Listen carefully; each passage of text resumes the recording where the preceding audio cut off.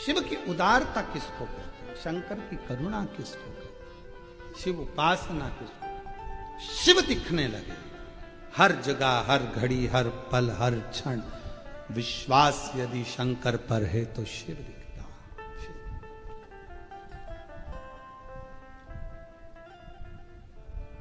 शिव के बिना कुछ नहीं दिखता।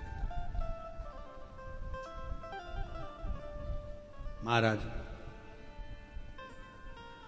अर्जुन ने नियम ले लिया कि मैं, भगवान कृष्ण ने कहा है कि शिव की आराधना करना बिना आराधना के मत।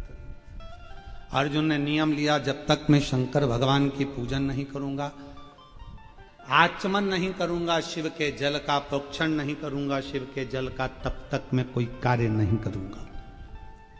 अर्जुन ने नियम लिया, लग गया। रोज प्रतिदिन अर्जुन किसी ना किसी शिवालय में पूजन करते।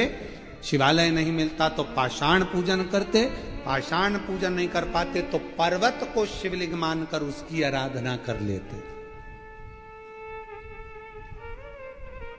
जल चढ़ाकर उस जल को अपने ऊपर छीट लेते, आचमन कर लेते। अब शंकर जी पे चढ़े हुए जल का कितना महत्व है, स्कंद पुराण कहती है। कौमार खंड वर्णन कर रहा है कि अर्जुन समुद्र तट, दक्षिण दिशा में समुद्र के तट पर पहुंच गए, जहां पर 5 तीर्थ विराजमान थे। 5 कुंड, 5 तीर्थ ऐसे थे जहां पर संत स्नान करने नहीं जाते थे। अर्जुन वहां पहुंच गए। संतों ने रोका, ये अर्जुन, तुम 12 वर्ष का तप कर रहे हो, साधना कर रहे हो, तीर्थ यात्रा कर रहे हो, 12 वर्ष वन में रह रहे हो, पर इन 5 कुंड में स्नान मत करना। ये 5 जो कूप हैं, 5 जो तीर्थ हैं, इसमें जो जल है, जल के अंदर एक एक मगरी रहती है। मगरी मतलब मगर की पत्नी। मगरी इसमें रहती है। वो मगरी जो अंदर जाता है उसको खींच लेती है, खा जाती है। पर अर्जुन ने हाथ जोड़कर संतों से कहा कि मैं बिना तीर्थ के यहां से जाऊंगा नहीं, स्नान तो मैं करूंगा, कुंड में शिव की आराधना करूंगा। अर्जुन, वो मगरी तुम्हें खा जाएगी। अर्जुन विचार नहीं करे रत्ती भर भी। स्कंद पुराण का कौमार खंड कह रहा है कि अर्जुन चलते चलते उस पहले 5 तीर्थ थे, 5 तीर्थ में से एक तीर्थ पर अर्जुन ने हाथ जोड़ा, नमस्कार किया, प्रणाम कर कर हर हर महादेव जैसे ही बोले और अर्जुन उस तीर्थ में कूद गए।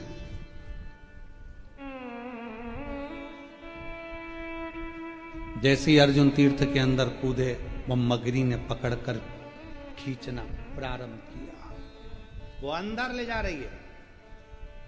जैसे ही अंदर ले जा रही थी, अभी अर्जुन का पांव पकड़ा था, अब अर्जुन के जंघा को पकड़ा, कमर को पकड़ा, और पकड़ते सी अर्जुन के हृदय के पास पहुंची और शीश पकड़ने वाली थी कि जिस शीश पर शंकर जी का छीटा, शंकर जी का चढ़ा हुआ जल का प्रोक्षण पड़ा था, वो बूंद उस मगरी को पड़ गई और मगरी अप्सरा बनकर बाहर निकल गई।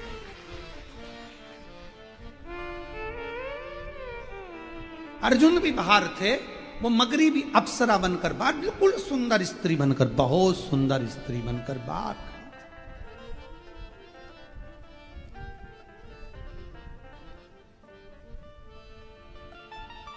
अर्जुन ने पूछा, तुम कौन हो? बड़ी सुंदर हो। अभी तुम मगर के रूप में थी और अब इतनी सुंदर बनकर तुम सामने खड़ी हो कौन तुम? मगरी हाथ जोड़कर बोली, रे अर्जुन, हे पांडु नंदन, हे अर्जुन, हम 5 अप्सराएं हैं। मेरा नाम वर्चा है, दूसरी मेरी सोरमेई है, तीसरी सामेई है, चौथी बुदबुदा है और 5वें नंबर की लता है।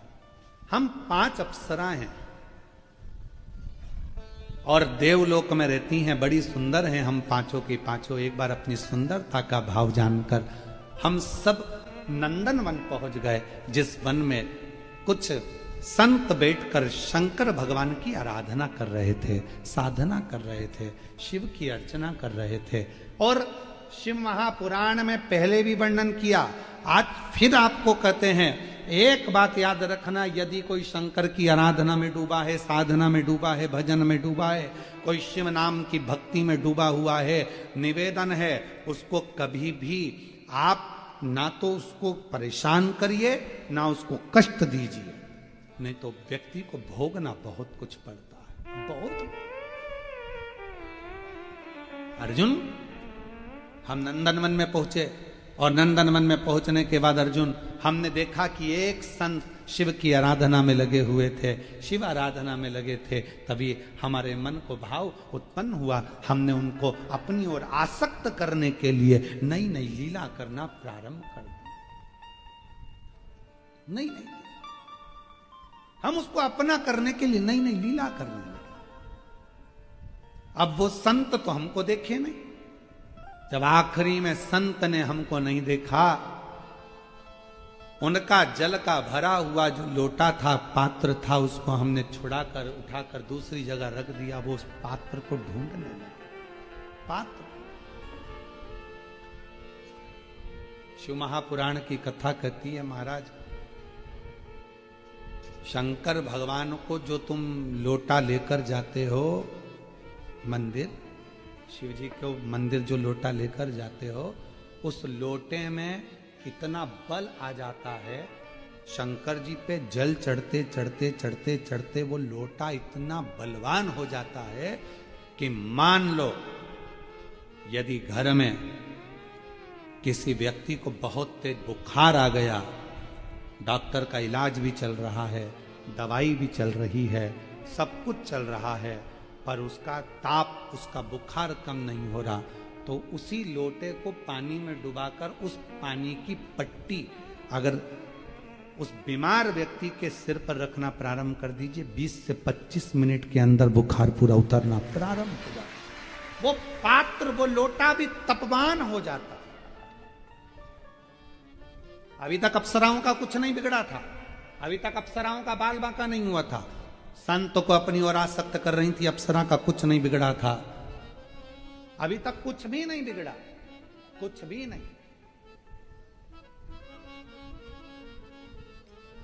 उन अप्सराओं का कुछ भी नहीं गया, उन अप्सराओं का कुछ भी नहीं बिगड़ा, पर अब वो अप्सरा, अभी तक उनका कुछ नहीं बिगड़ा, कुछ भी।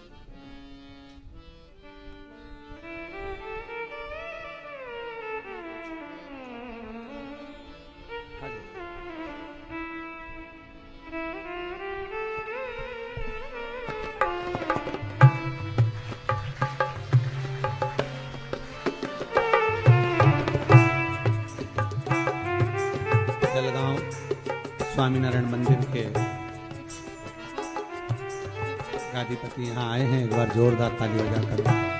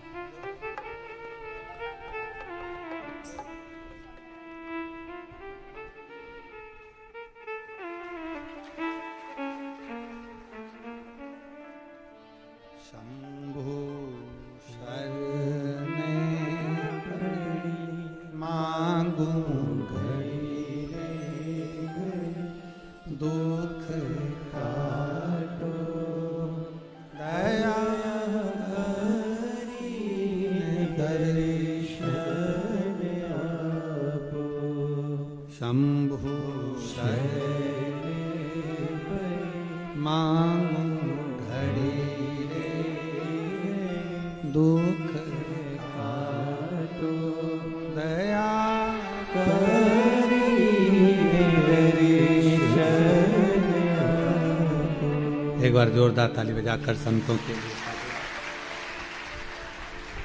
शिव कथा में वैष्णव संप्रदाय वैष्णव संत आए, उसके लिए साधुता है, शिव कृपा बनी रहे। अर्जुन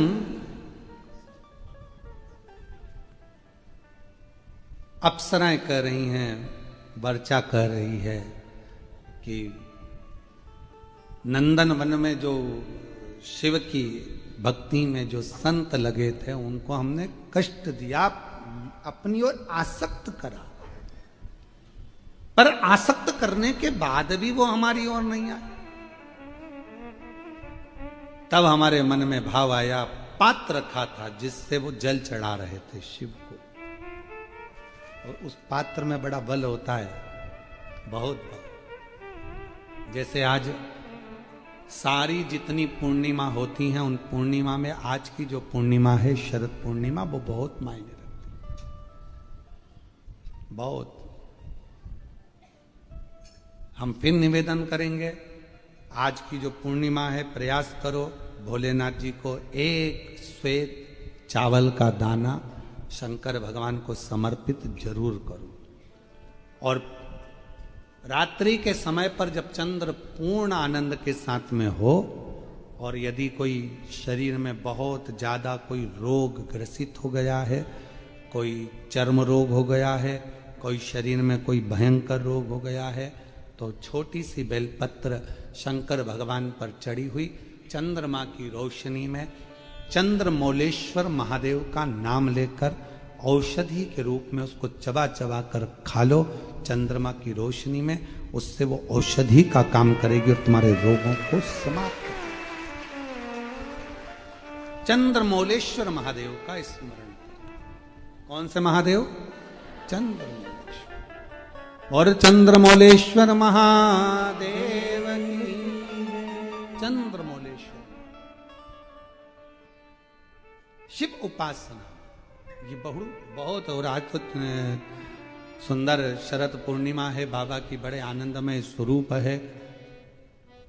चंद्र की रोशनी में आप लोग तो खीर खाते ही हो, पर साथ में एक बेलपत्र का प्रयोग भी जरूर कर कर देखो, वो आपकी जिंदगी में ना जाने कितने रोगों को समाप्त कर देगा, कितने रोग।